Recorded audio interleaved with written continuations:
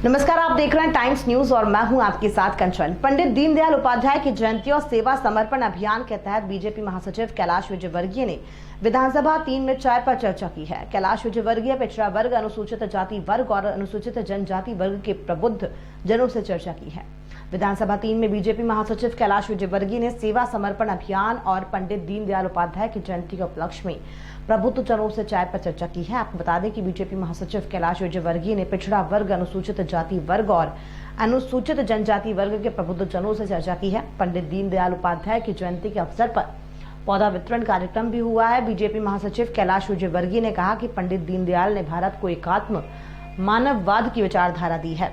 पंडित दीनदयाल समाज के अंतिम पायदान पर खड़े व्यक्ति तक का उत्थान करना चाहते थे, इसीलिए उन्होंने अंत्योदय का एक नारा दिया था। अंत्योदय इसका अर्थ समाज के अंतिम व्यक्ति का सर्वांगीण विकास हो। इसी को लेकर हमारे प्रधानमंत्री ने समाज के हर व्यक्ति का विकास करने का संकल्प लिया है। इसके लिए प्रधानमंत्री नरेंद्र मोदी ने कई योजनाएं लागू की हैं। गरीबों के लिए राशन वितरण योजना लागू की, गरीबों को रहने के लिए घर दिया है। पंडित दीनदयाल उपाध्याय के सपनों को साकार करने का अगर कोई काम कर रहा है तो हमारे देश के यशस्वी प्रधानमंत्री नरेंद्र मोदी कर रहे हैं।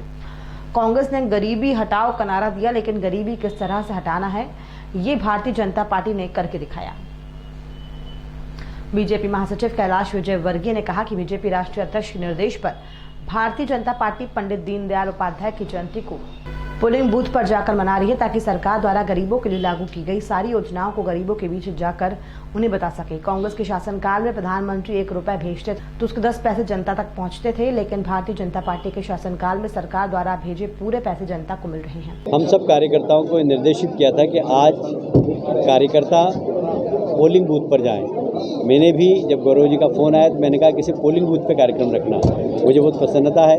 उन्होंने एक ऐसे पोलिंग बूथ का चयन किया जो आर्थिक रूप से कमज़ोर लोगों की बस्ती है। मुझे बहुत प्रसन्नता है कि उस सब इलाके के अंदर सरकार की योजनाएं पहुंच रही है कि नहीं पहुंच रही है गरीबों की, उसको लेकर आज हमारे कार्यकर्ता यहाँ पे चर्चा भी करेंगे। और मैं भी लोगों से मिलूंगा कि यदि किसी को कोई शिकायत हो तो हमको ज़रूर बताएं, क्योंकि सरकार जो गरीबों के लिए योजनाएं बना रही है वो उसके पास तक पहुँच रही है कि नहीं पहुँच रही है, ये बहुत ज़रूरी है। क्योंकि हमें मालूम है कि इस देश के एक प्रधानमंत्री ने यह कहा था कि मैं 1 रुपया भेजता हूँ और 15 पैसे ही पहुँचते हैं, पर हमारे लिए गर्व की बात है कि हमारे प्रधानमंत्री जितना भेजते हैं उतना ही गरीब के पास पहुंचता है। क्योंकि हमारी पारदर्शी जो प्रक्रिया है, जो प्रशासनिक व्यवस्था है, सीधे गरीब व्यक्ति के खाते में पैसा पहुंचता है। चाहे सब्सिडी का पैसा हो, चाहे प्रधानमंत्री आवास योजना का पैसा हो, चाहे कोविड के दौरान हमारे बहनों ने जो जनधन खाता जिन्होंने डाला था उनके खाते में 3 बार प्रधानमंत्री ने सीधे 500 रुपये डाले। 500 रुपये वहाँ से भेजे, सीधे 500 रुपये उनके खाते में पहुँचे।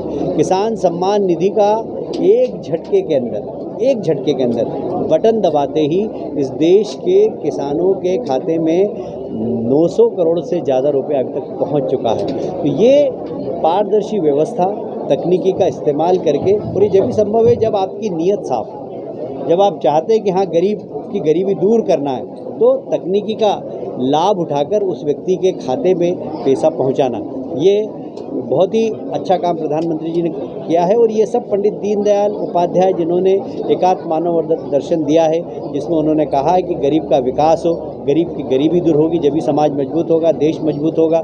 हमें इस देश को विश्वगुरु बनाना है अगर, तो आर्थिक रूप से कमज़ोर लोगों को बराबरी पर लाकर खड़ा करना पड़ेगा। और इसीलिए जितनी भी योजनाएं बनी हैं भारतीय जनता पार्टी की सरकार की, वह सब आर्थिक रूप से कमज़ोर लोगों की कमजोरी दूर करने के लिए बनी है। और ये सब दर्शन हमको एकात्म मानव दर्शन से प्राप्त हुआ, जो पंडित दीनदयाल उपाध्याय जी ने दिया था। आज उन्हीं की जयंती के उपलक्ष्य में इस पोलिंग बूथ पर कार्यक्रम। टाइम न्यूज़ देखिए अब आपके मोबाइल और